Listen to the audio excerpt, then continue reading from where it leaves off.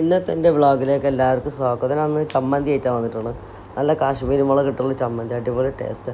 ഞാൻ എണ്ണയിലാണ് ഉണ്ടാക്കിയിട്ടുള്ളത്. കുറച്ച് ദിവസം വെക്കണം വിചാരിച്ചിട്ട്. വെളിച്ചെണ്ണയിൽ ഉണ്ടാക്കുന്നതിനേക്കാൾ ടേസ്റ്റാണ്.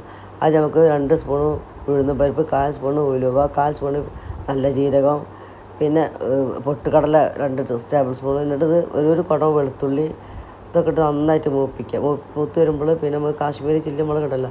നമുക്ക് എത്ര വേണമെച്ചാൽ മുളക് എടുക്കാം. മുളകിന് വലിയ എരിവ് കുറവാണല്ലോ.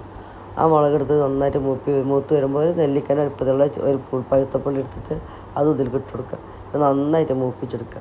മൂപ്പിച്ചെടുത്തിട്ട് വറുത്ത് കോരിയിട്ട് എടുത്തേക്കുക. നന്നായി മൂത്ത് പറഞ്ഞാൽ ഒരു ഭാഗത്ത് ചൂടാറാൻ വേണ്ടി വെക്കുക. ഞാൻ രസത്തിൽ കൂടെ എണ്ണ ഒഴിച്ച് കൊടുക്കുക. എന്നിട്ട് അതിൽ കടുക് പൊട്ടിക്കുക.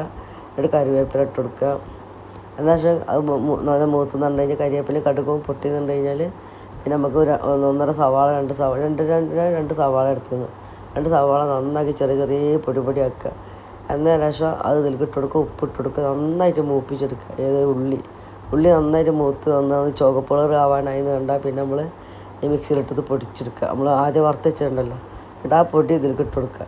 നല്ല രസമുള്ള ചമ്മന്തി, അടിപൊളി ചമ്മന്തി, നല്ല ടേസ്റ്റ് ഉണ്ടായിരുന്നു.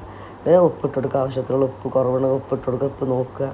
അതിന് ശേഷം കുറവാണെന്നുണ്ടെങ്കിൽ ഉപ്പിട്ട് കൊടുക്കുക. പിന്നെ ഒരു 1.5 സ്പൂണ് ശർക്കര പൊടി ഇട്ട് കൊടുക്കുക. ഒരു തുരുമ്പ് നമ്മളെ ഇതുണ്ടല്ലോ കായപ്പൊടി അതിട്ട് കൊടുക്കുക. നന്നായി മൂപ്പിക്കുക. ഇതിങ്ങനെ കണ്ട് നിങ്ങൾക്ക് ഇഷ്ടപ്പെടുകയാണെങ്കിൽ നല്ല രസമാണ്. ഇത് ഉണ്ടാക്കി നോക്കിയാൽ നല്ല രസമാണ് ഇത്.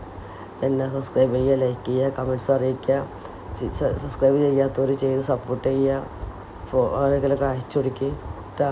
നല്ല അടിപൊളി ടേസ്റ്റ് ചെയ്യാൻ മതി. നമുക്ക് ചോറിൽക്കും എല്ലാത്തിനും പറ്റും.